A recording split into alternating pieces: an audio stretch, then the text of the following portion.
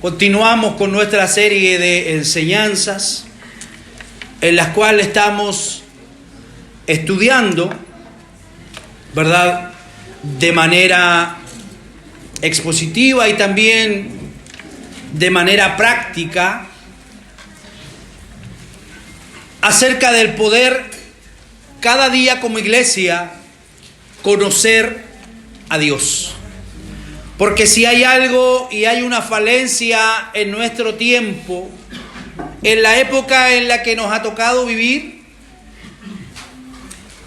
y nos ha tocado estar en medio de una iglesia donde muchas veces, hermanos, el mensaje del Evangelio es diluido, donde muchas veces la enseñanza es diluida y por ende tenemos prácticamente una generación que no conoce a Dios. Saben mucho de internet, saben mucho de redes sociales, pero es muy poco lo que conocen a Dios. Así es que hemos venido a través de algún periodo de tiempo enseñando, hermanos, y hoy quiero que compartamos y hablemos acerca de los decretos de Dios.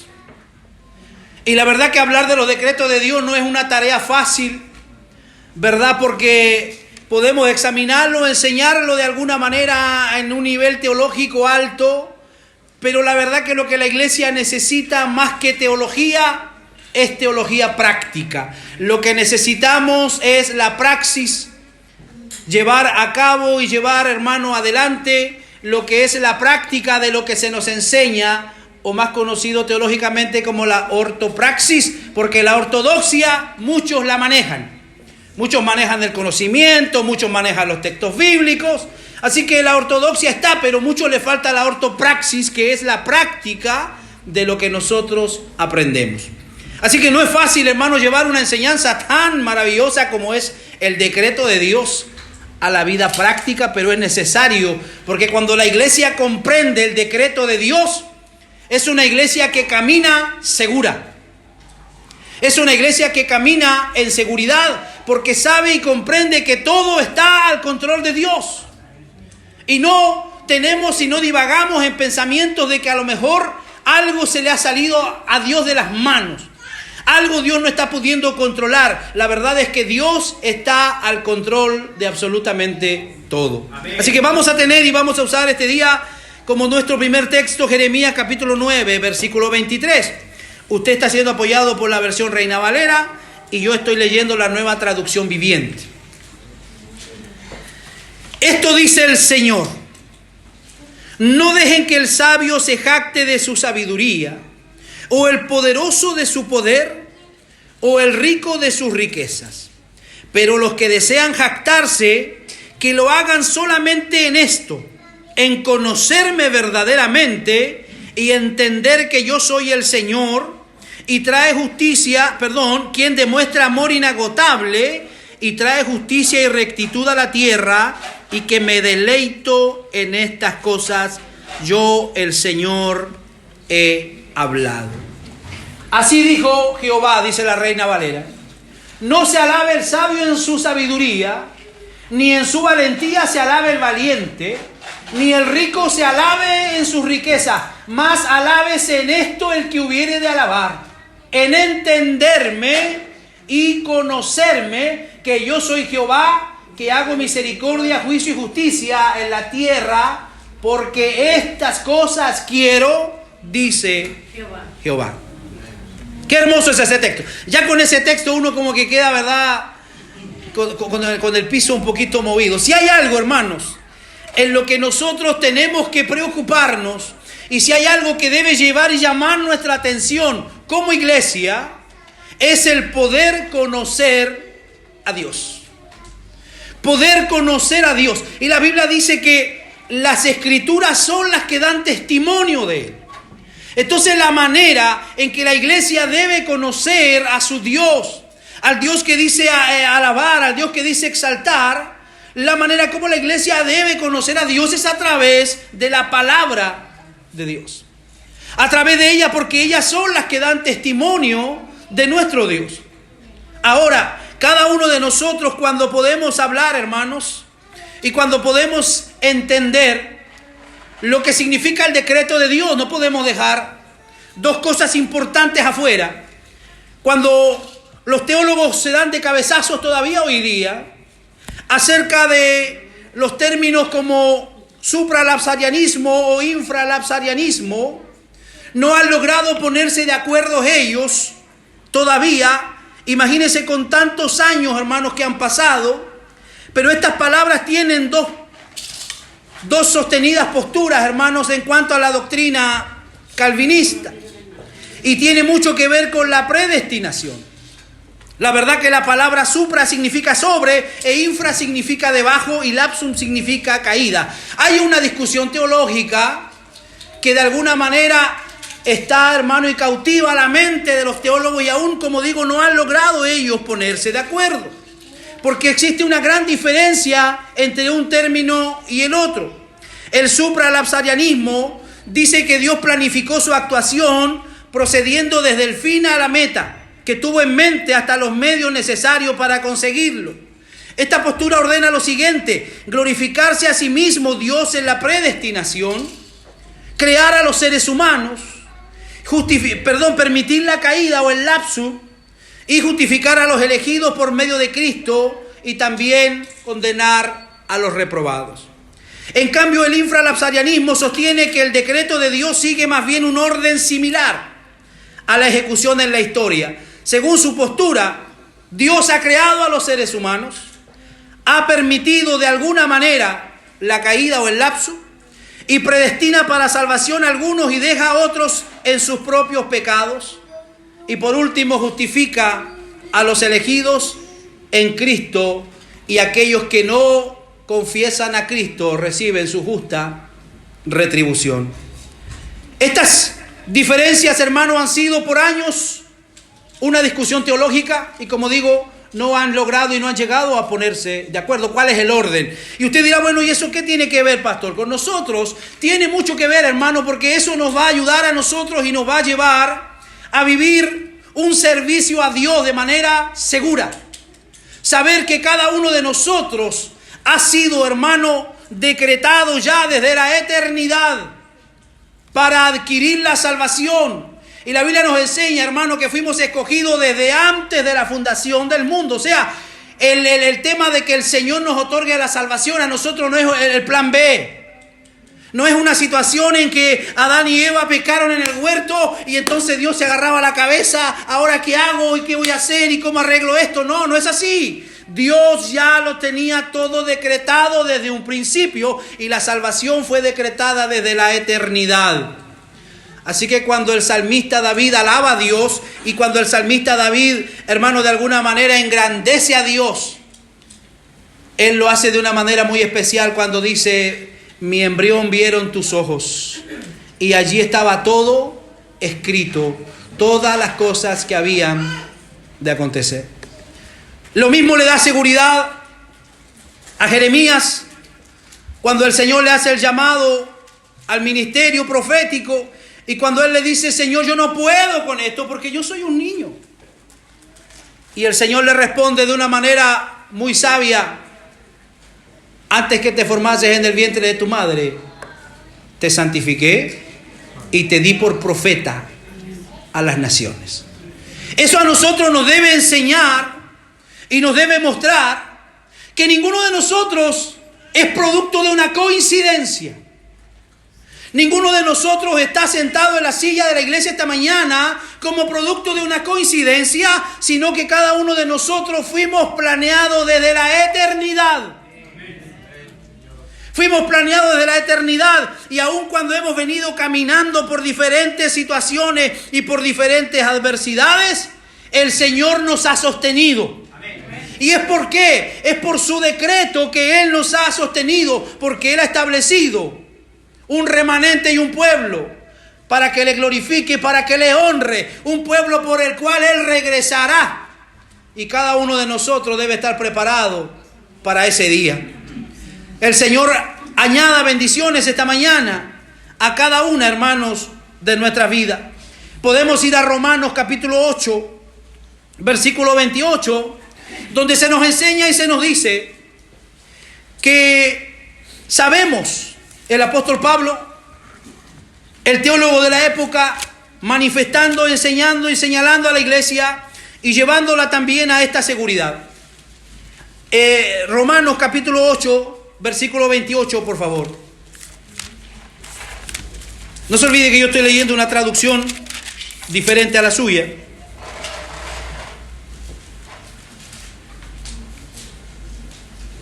Y sabemos, dice Pablo.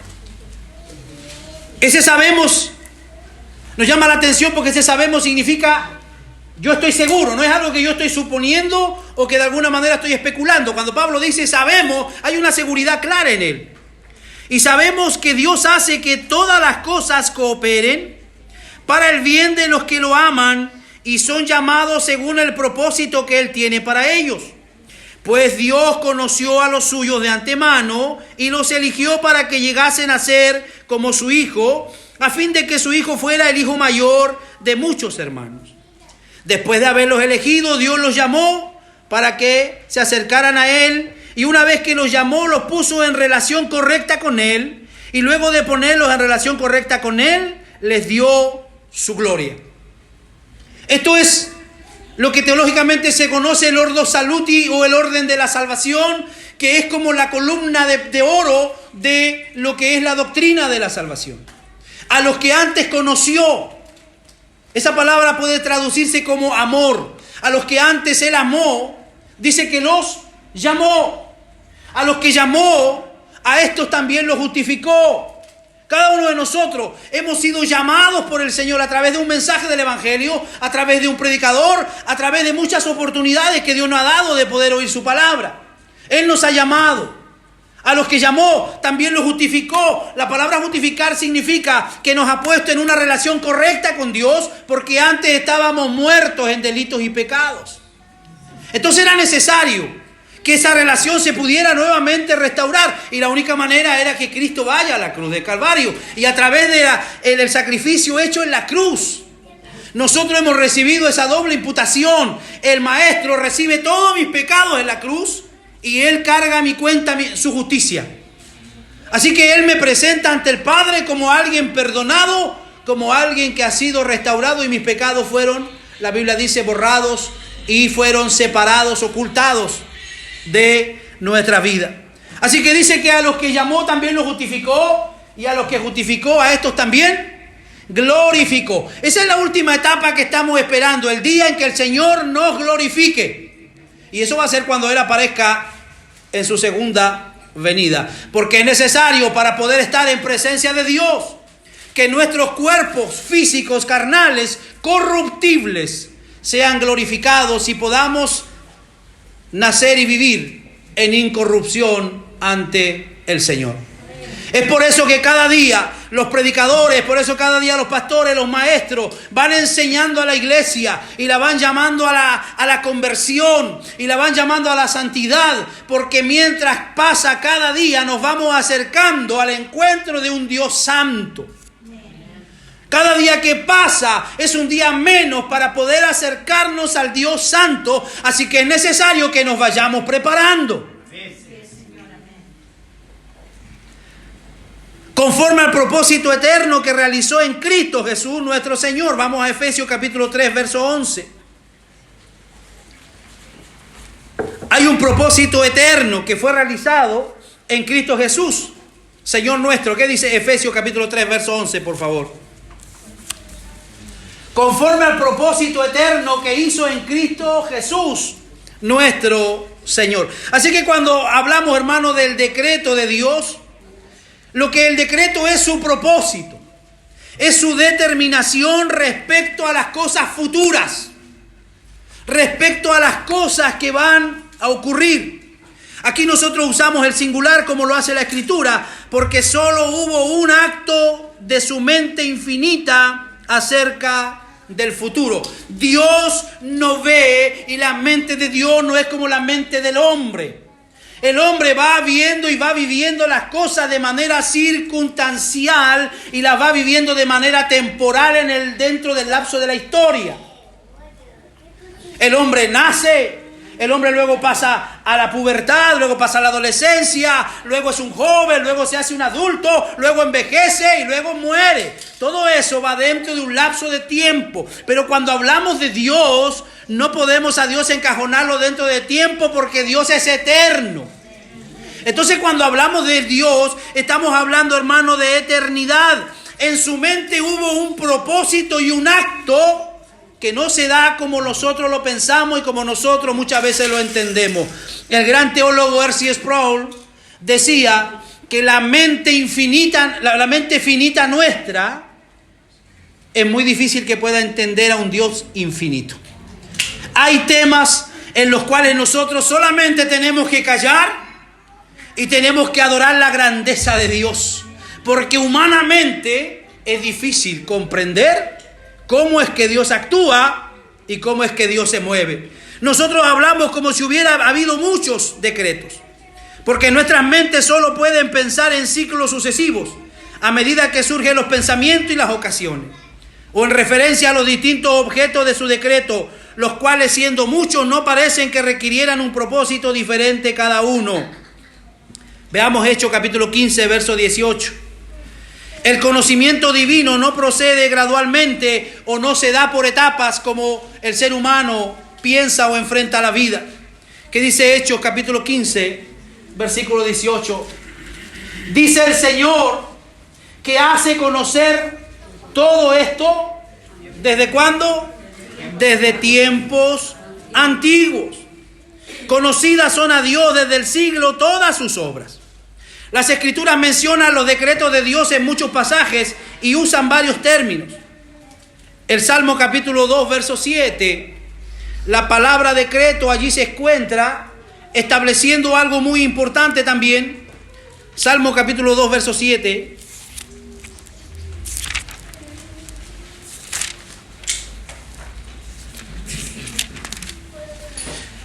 El rey proclama el decreto del Señor. Y el Señor me dijo, tú eres mi hijo, hoy he llegado a ser tu padre. Yo publicaré el decreto, Jehová me ha dicho, mi hijo eres tú, yo te engendré hoy. Hablando de alguna manera de la Trinidad, hablando de la persona de Cristo, ¿verdad? Y el Padre refiriéndose, así como un rey dicta un decreto, y ese decreto está, ¿para qué? Para que si el hombre le gusta o le agrade, lo cumpla. Uy, si estoy de acuerdo o no estoy de acuerdo con el rey, voy a cumplir esto. No, los decretos están para ser cumplidos. Así que el decreto de Dios, su pensamiento y su programa hacia el futuro se va a cumplir absolutamente al pie de la letra. Nosotros leemos lo que leímos recién en Efesios 3:11 acerca de su determinación eterna. En Hechos 2:23 nos habla acerca de la crucifixión de Jesús. Veamos por favor Hechos 2:23.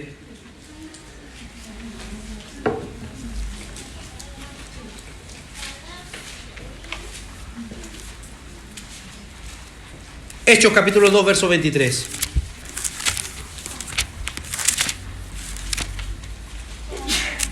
Vaya con su Biblia para que vea que lo que le estoy diciendo está allí en la palabra del Señor.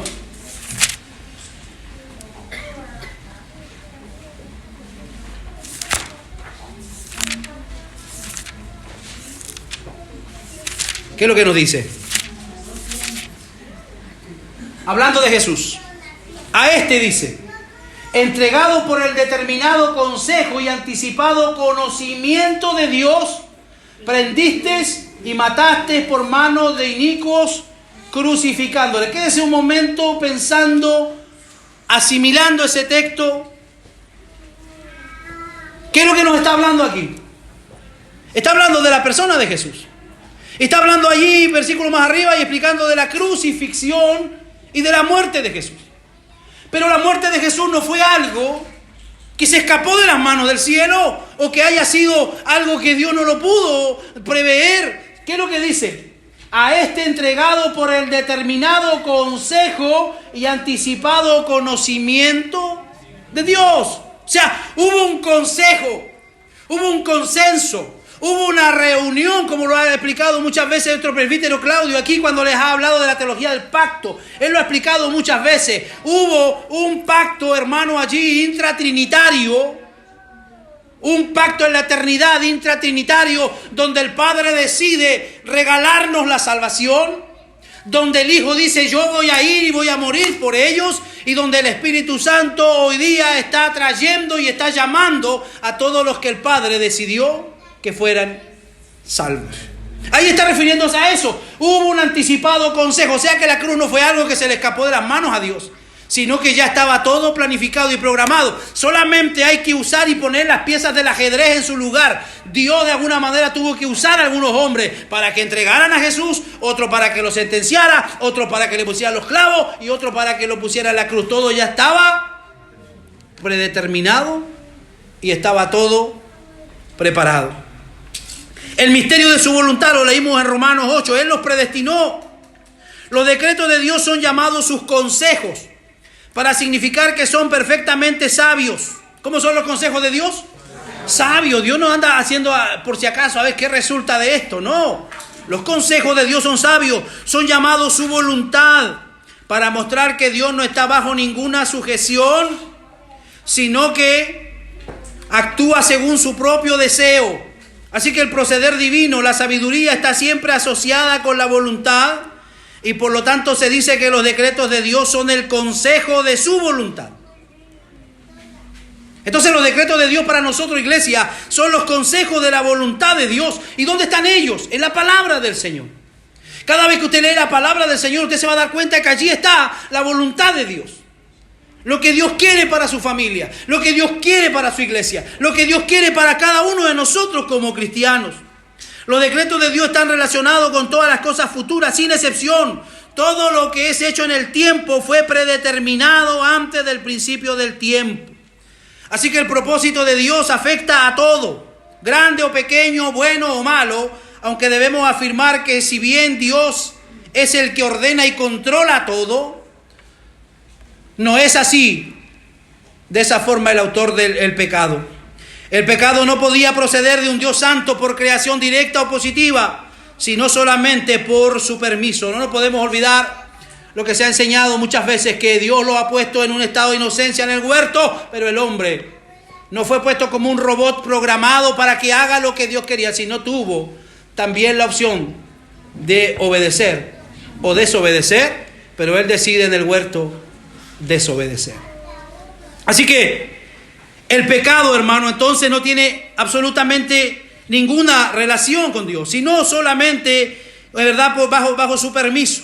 El decreto de Dios es tan amplio como su gobierno y se extiende a todas las criaturas y eventos y se relaciona con nuestra vida y nuestra muerte, con nuestro estado en el tiempo y en la eternidad.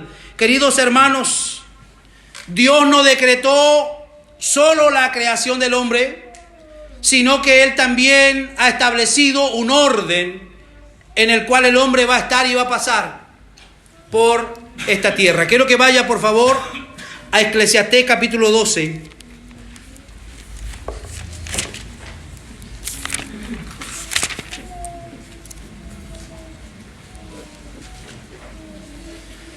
Eclesiastés capítulo 12. Dios no decretó la creación del hombre y luego se olvidó de él y deja que ocurran las cosas así como quieran. No.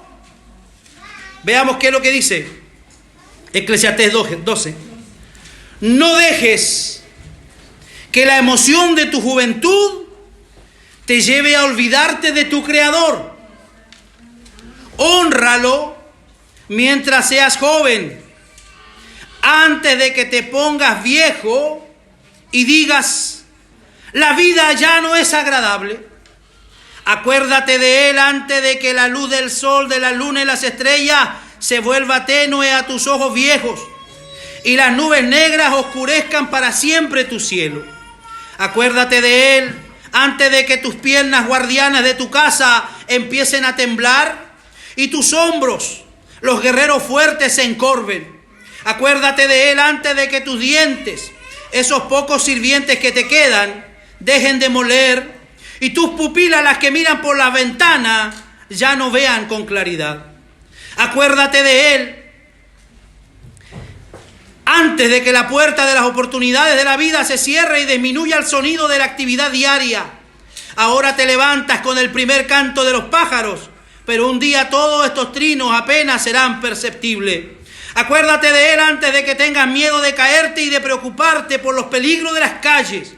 Antes de que el cabello se te ponga blanco como un almendro en flor y arrastres los pies sin energía como un saltamontes moribundo y la alcaparra ya no estimule el deseo sexual. Acuérdate de Él antes de que te falte poco para llegar a la tumba, tu hogar eterno, donde los que lamentan tu muerte llorarán en tu entierro. Sí, acuérdate de tu Creador ahora que eres joven, antes de que se rompa el cordón de plata de la vida y se quiebre la vasija de oro. No esperes hasta que la jarra de agua se haga pedazos contra la fuente y la polea se rompa en el pozo, pues ese día el polvo volverá a la tierra y el espíritu regresará a Dios, que fue quien lo dio. Un llamado grande, un llamado poderoso, hermanos, a disfrutar y a acordarnos de Dios. Acordarnos de Dios, a disfrutar de Él ahora que hay juventud, antes que vengan todas estas cosas que nosotros leímos, porque no es que Dios lo ha dejado al alzar. Cada uno de nosotros va a tener y va a vivir dentro de estos parámetros. La Biblia dice que hay un día para nacer y también hay un día para morir, y eso no es algo que va a venir por coincidencia. Ninguno de nosotros muere en vísperas. Todos vamos a morir el día y la hora en que Dios decretó que tengamos que morir. ¿Me está entendiendo? O sea que el Dios que honramos, el Dios que servimos, es un Dios tan maravilloso, tan glorioso, que todo lo ha decretado. Por eso Él dice: acuérdate de tu juventud ahora, acuérdate antes que se te vengan a nublar los ojos, dice. Antes de que los oídos ya comiencen a fallarte, antes de que te dé miedo andar, ¿verdad?, en las calles por la noche. A los viejitos les da miedo salir por la noche.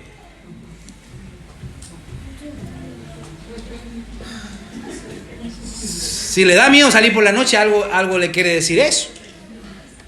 Antes de que tenga miedo a la altura, ¿verdad? Porque antes, cuando éramos jóvenes, hacíamos muchas cosas.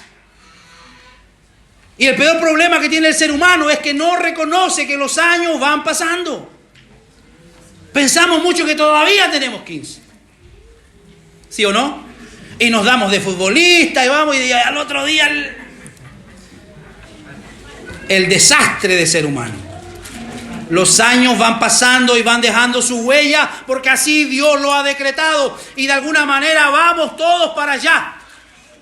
Vamos a enfrentar un día la muerte, eso es inevitable, a no ser que Cristo venga antes y muchos de nosotros todavía estemos vivos. Así que volteate a que está a tu lado muy serio y dile: acuérdate ahora de Dios. Acuérdate ahora, antes que después sean los lamentos y ya no tengas la vitalidad que tienes hoy día. De la misma manera en que nosotros miramos un plano, aquellos que trabajan en construcción saben de esto. Aquellos que miran un plano de un arquitecto, lo inspeccionan el edificio bajo su dirección y pueden ver que el plano tiene que ir de acuerdo con lo que se está construyendo, ¿verdad?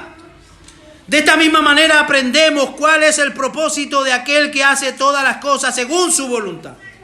Dios no decretó simplemente crear al hombre y ponerlo en la tierra y entonces dejarlo bajo su propia guía, sino que fijó todas las circunstancias de la muerte de los individuos.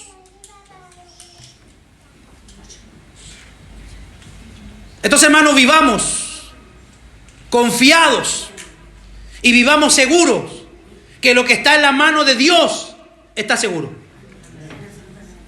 Y el día que nos va a tocar partir, vamos a partir. Aun cuando estemos sentados en el verger de la casa. Porque en la casa es el único lugar donde uno hoy día se siente seguro, ¿sí o no? La iglesia ya tampoco es segura. Semanas atrás se metieron unos delincuentes. Le mostraba a mi hermano José una publicación en una iglesia en Calama. Se metieron en pleno culto a asaltar a los feligreses y a llevarse todo lo que había dentro de la iglesia. Esa es la sociedad en la cual estamos predicando, en la cual estamos nosotros hoy día viviendo. Así que, queridos hermanos, ustedes cansen la mano del Señor.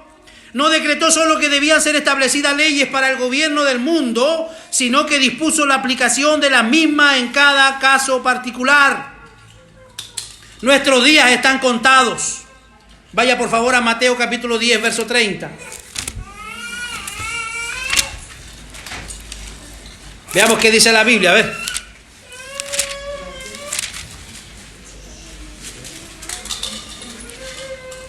¿Qué es lo que les dice?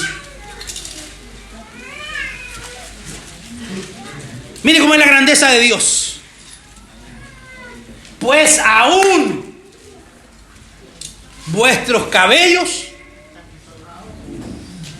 están todos contados. Gloria al Señor. Veamos qué dice la Nueva Traducción Viviente. En cuanto a ustedes, cada cabello de su cabeza está contado. Verso 31. Así que no temáis.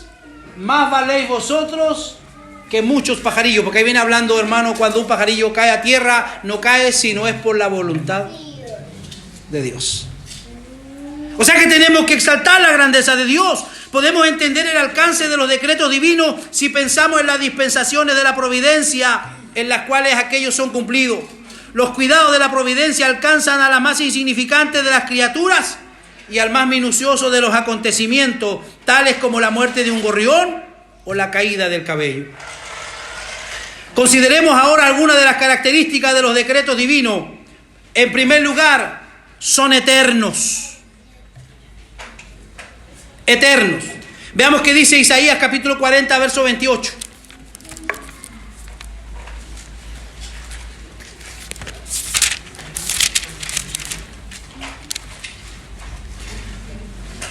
¿Acaso nunca han oído?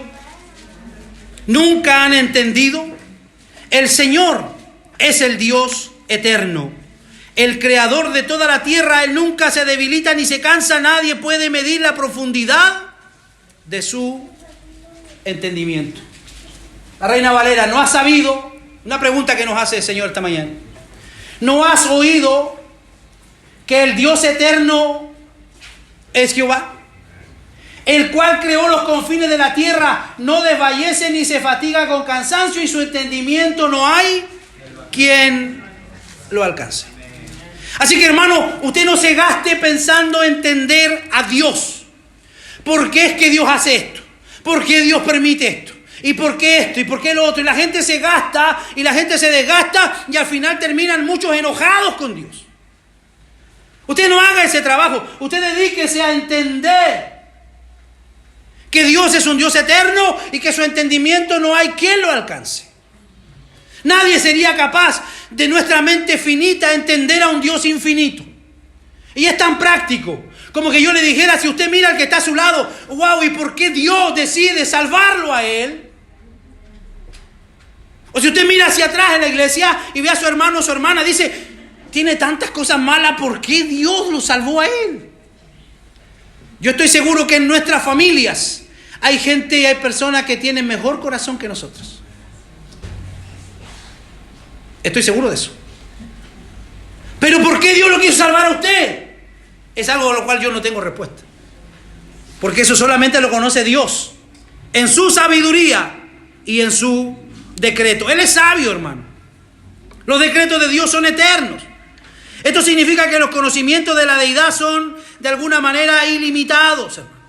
Suponer que alguno de ellos fue dictado algún decreto dentro del tiempo equivale a decir que se ha dado un caso imprevisto o alguna combinación de circunstancias que ha inducido al Altísimo a tomar una nueva resolución. Eso es literalmente imposible. Que Dios venga tomando decisiones en el camino, eso es imposible, porque eso hablaría y diría que no es un Dios de alguna manera eterno, sino que sería temporal, y eso no es así. Dios no es un Dios que va tomando decisiones temporales. Dios ya lo tiene todo determinado desde la eternidad. La Escritura afirma que los creyentes fueron, vaya segunda de Timoteo 1:9, que los creyentes fueron escogidos en Cristo antes de la fundación del mundo. Primero vaya a Efesios 1:4. Por favor, Efesios 1:4. ¿Qué dice? Según nos escogió en Él, a través del sacrificio en la cruz. Nos escogió en Él. ¿Cuándo? Antes de la fundación del mundo, para que fuésemos santos y sin mancha delante de Él. Oh, ¿eso estaba en la Biblia? Sí, eso está en la Biblia. La palabra del Señor lo dice claramente. Él nos escogió en Él, en Jesús, en Cristo, antes de la fundación del mundo, para que fuésemos santos y sin mancha delante de Él. Entonces vuelvo a reiterarle, usted no es producto de una coincidencia, sino que el hecho de que usted se congrega, usted está en una iglesia, usted siente el llamado de Dios cada domingo por la mañana a venir a la iglesia, es porque hay un propósito desde antes de la fundación del mundo. Ahora sí, vaya a 2 de Timoteo 1:9.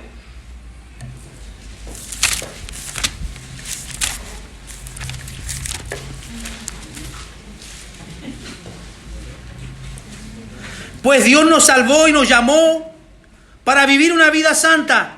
No lo hizo porque lo mereciéramos, sino porque ese era su plan desde antes del comienzo del tiempo, para mostrarnos su gracia por medio de Cristo Jesús. ¿Qué dice la Reina Valera? ¿Quién nos salvó y llamó? ¿Con qué nos llamó? Con un llamamiento santo, no conforme a nuestras obras. En eso tenemos que estar muy claros. La gente se equivoca cuando piensa que todos los que estamos en la iglesia somos todos buenos. Error. En la iglesia estamos los peores.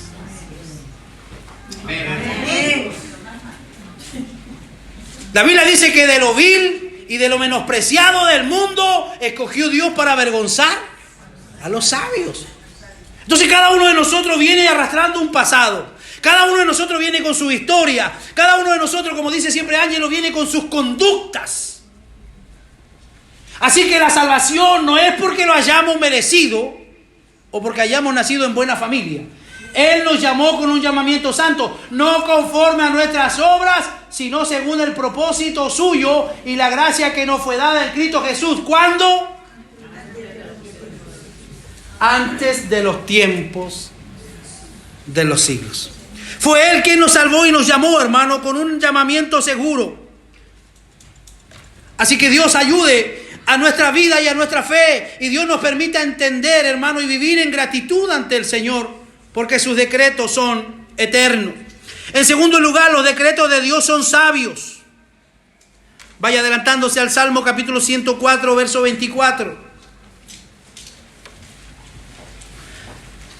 La sabiduría se muestra en la selección de los mejores fines posibles y de los medios más apropiados para cumplirlo. Por lo que conocemos de los decretos de Dios, es evidente que le corresponde tal característica. Se nos descubre en su cumplimiento todas las muestras de sabiduría y las obras de Dios, que son prueba de la sabiduría del plan por el cual Él lleva a cabo todas las cosas. ¿Qué dice el Salmo 104, verso 24? Cuán innumerables son tus obras, oh Jehová, hiciste todas ellas ¿con qué?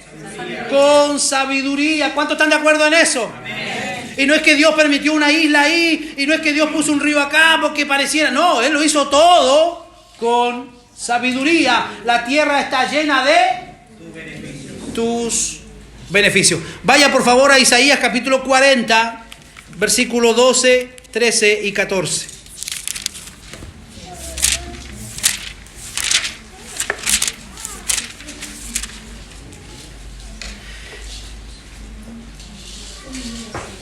¿Quién ha sostenido los océanos en la mano?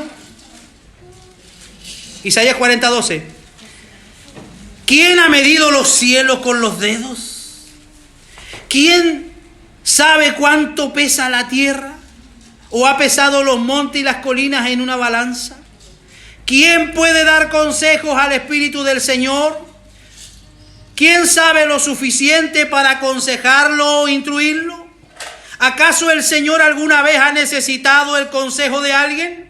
¿Necesita que se le instruya sobre lo que es bueno? ¿Le enseñó alguien al Señor lo que es correcto o le mostró la senda de la justicia? ¿Cuál es su respuesta? Nadie. Nunca lo ha necesitado y nunca lo necesitará, porque Él es sabio, en su creación. Muchas veces nosotros, hermanos, nos comportamos de manera arrogante. Muchas veces nosotros nos comportamos de manera altiva, de manera soberbia, de manera orgullosa y caminamos por la vida de esa forma. Debiéramos ser muy humildes para reconocer la sabiduría y la grandeza de Dios. Por favor, vamos a Job capítulo 12, versículo 13. Todos estos textos están para poder afirmar y fortalecer nuestra fe. Job capítulo 12, verso 13.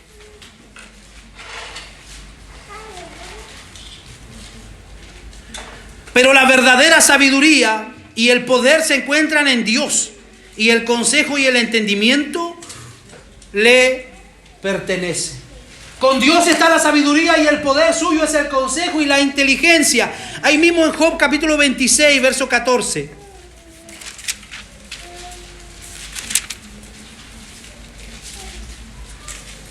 Eso es solo el comienzo de todo lo que Él hace. Apenas un susurro de su poder. ¿Quién podrá entonces comprender el trueno de su poder? Y aquí estas cosas son solo los bordes de su camino, y cuán leve es el susurro que hemos oído de Él, pero el trueno de su poder, ¿quién lo puede comprender? Han habido hombres, han habido personas que de alguna manera han intentado altercar con Dios. Vamos al libro de Job, capítulo 38. Ustedes conocen la historia de Job, ¿verdad? Un hombre que fue probado por Dios, que de alguna manera el enemigo lo pidió para zarandear o para ponerlo a prueba, su fe, su identidad, para poner a prueba todo lo que Job era. Pero el capítulo 38, no podemos leerlo por tiempo, el capítulo 39 y el capítulo 40 son una charla teológica que Dios tiene con Job de una manera gloriosa. Entonces, capítulo 38 de Job, verso 1. Entonces respondió Jehová a Job desde un torbellino y le dijo: ¿quién es ese que oscurece el consejo con palabras sin sabiduría? Muchas veces nosotros hablamos palabras sin sabiduría, hermanos. Hablamos necedades. Verso 3. Ahora ciñe como varón tus lomos, yo te preguntaré y tú me contestarás. ¿Dónde estabas tú cuando yo fundaba la tierra? Házmelo saber si tienes inteligencia. ¿Quién ordenó sus medidas si lo sabes? ¿O quién extendió sobre ellas cordel? ¿Sobre qué están fundadas sus bases? ¿O quién puso su piedra angular? Cuando alababan todas las estrellas del alba y se regocijaban todos los hijos de Dios. ¿Quién encerró con puertas el mar cuando se derramaba saliéndose de su seno? Cuando puse yo nubes por vestidura suya y por su faja oscuridad. Vamos al verso 12. ¿Has mandado tú a la mañana en tus días? ¿Has mostrado al alba su hogar? Verso 16. ¿Has entrado tú hasta las fuentes del mar? ¿Has andado escudriñando el abismo? ¿Te han sido descubiertas las puertas de la muerte y has visto las puertas de la sombra de muerte? ¿Has considerado tú las anchuras de la tierra? Declara si sabes esto. Verso 22. ¿Has entrado tú en los tesoros de la nieve o has visto los tesoros del granizo?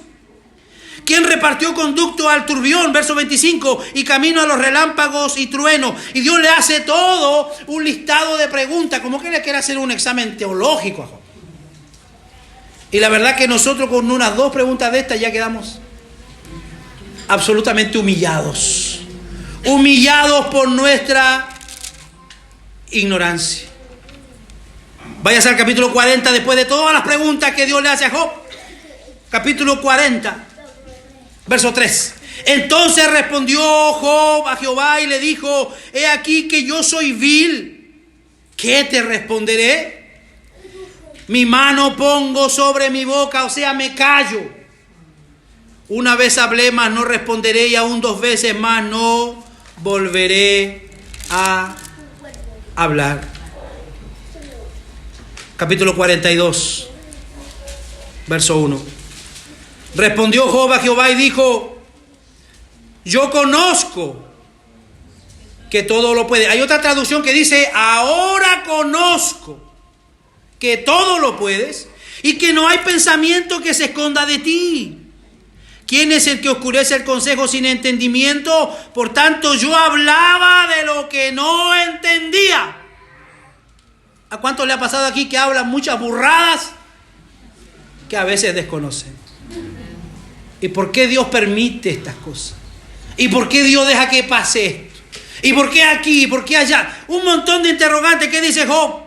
Yo hablaba lo que no entendía, cosas demasiado maravillosas para mí que yo no comprendía. Oye, te ruego y hablaré, te preguntaré y ahora tú me enseñarás. Aleluya. ¿Cuántos necesitan que Dios nos enseñe?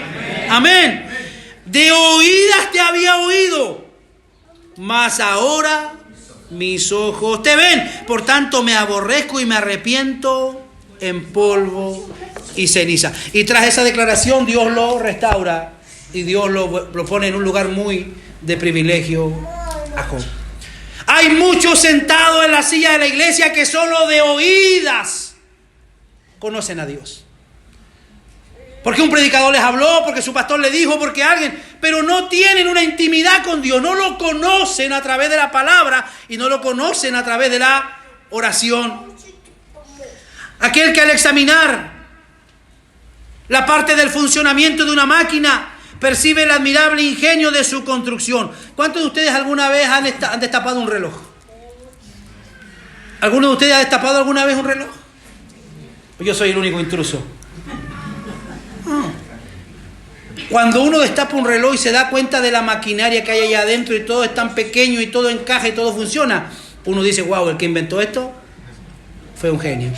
Bueno, lo mismo ocurre con Dios.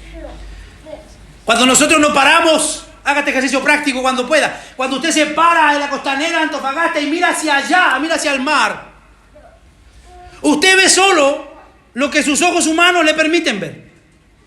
Pero hay toda una maquinaria que hace que eso funcione. Hay toda una maquinaria detrás que hace que las olas vayan y vengan, que las mareas suben y bajan, que el sol se oscurezca y que el sol caiga todos los días, casi a la misma hora en ese mismo lugar. Y que Juan López no se mueva para allá ni para acá. Todo eso tiene una explicación lógica y es que Dios lo creó y Dios lo puso todo en su lugar y Dios está al control de todo. Entonces nosotros debemos ser llamados a la reflexión. Pablo lo dice bien en Romanos 11:33.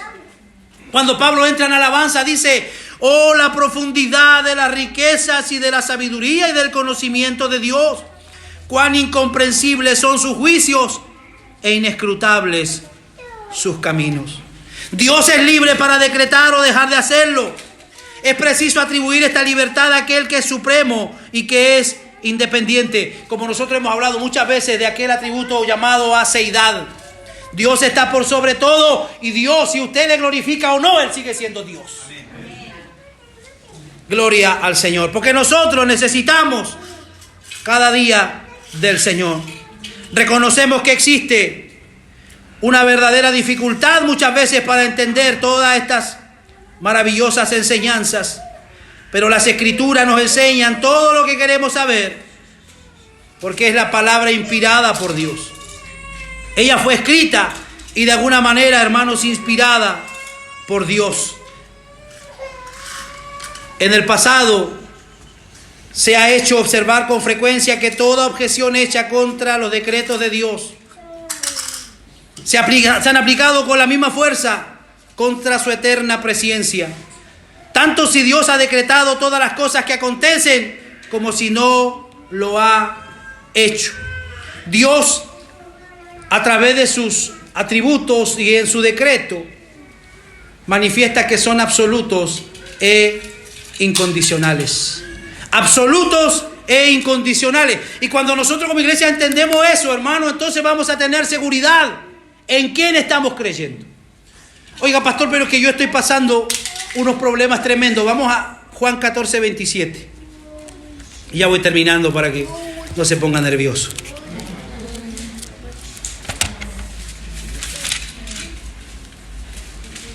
¿Cuánto están pasando problemas hoy día? Dificultades de diferente índole. Vea que dice San Juan 14:27. La paz os dejo, mi paz os doy. Yo no os la doy como el mundo la da. ¿Cuál es la recomendación del Señor? No se turbe vuestro corazón ni tenga miedo. Es fácil recitarlo, ¿verdad? Es fácil leerlo. Pero cuando estamos en medio de la adversidad y en medio del problema, tenemos que echar a andar esta promesa. Mi paso dejo, dice el Señor, mi paso doy, no como el mundo la da, yo la doy. No se turbe vuestro corazón, ni tenga miedo. Mira que está a su lado, dígale, no tengas miedo. Mire lo que dice la Nueva Traducción Viviente. Les dejo un regalo, paz en la mente y en el corazón, y la paz que yo doy es un regalo que el mundo no puede dar, así que no se angustien ni tengan miedo. Oye, yo amo esta Biblia. ¿Le leo de nuevo este versículo? Les dejo un regalo, paz en la mente y en el corazón, y la paz que yo doy es un regalo que el mundo no puede dar, así que no se angustien ni tengan miedo. Veamos qué dice el Salmo capítulo 34, desde el verso 4 hasta el verso 8. Por si alguno anda hoy día medio angustiado, medio complicado, ha pecado, está medio débil. Veamos qué dice el Salmo 34, versículo 4 al versículo 8. Oré al Señor y Él me respondió y me libró de todos mis temores.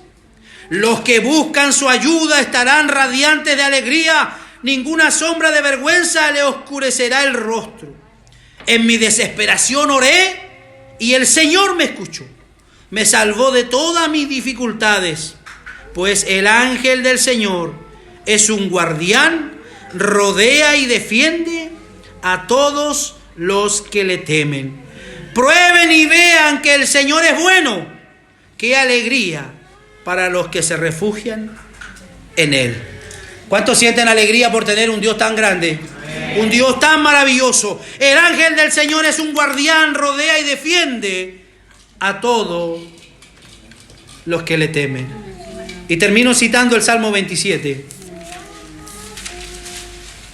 versículo 1 al versículo 3, para que usted se vaya a casa hoy confiando, tranquilo, sabiendo que estamos en manos de Dios y que lo que tendrá que acontecer, acontecerá, y lo que tendrá que venir, vendrá, pero nosotros estamos en las manos de Dios. Salmo 27 del 1 al 3. El Señor es mi luz y mi salvación, entonces ¿por qué habría de temer? El Señor es mi fortaleza y me protege del peligro, entonces ¿por qué habría de temblar? Cuando los malvados vengan a devorarme, cuando mis enemigos y adversarios me ataquen, tropezarán y caerán. Aunque un ejército poderoso me rodee, mi corazón no temerá. Y aunque me ataquen, permaneceré confiado. Él es nuestra luz. Él es nuestra salvación. ¿Por qué deberíamos andar con temor? ¿Por qué deberíamos tener pánico? ¿Por qué deberíamos tener susto? Si Él es nuestra luz, Él es nuestra salvación. Cuando vengan muchos a querer destruirnos, a querer hacernos daño, tropezarán y caerán, porque aunque un ejército acampe a nuestro lado, nosotros permaneceremos confiados. Les invito a cerrar sus ojos, por favor.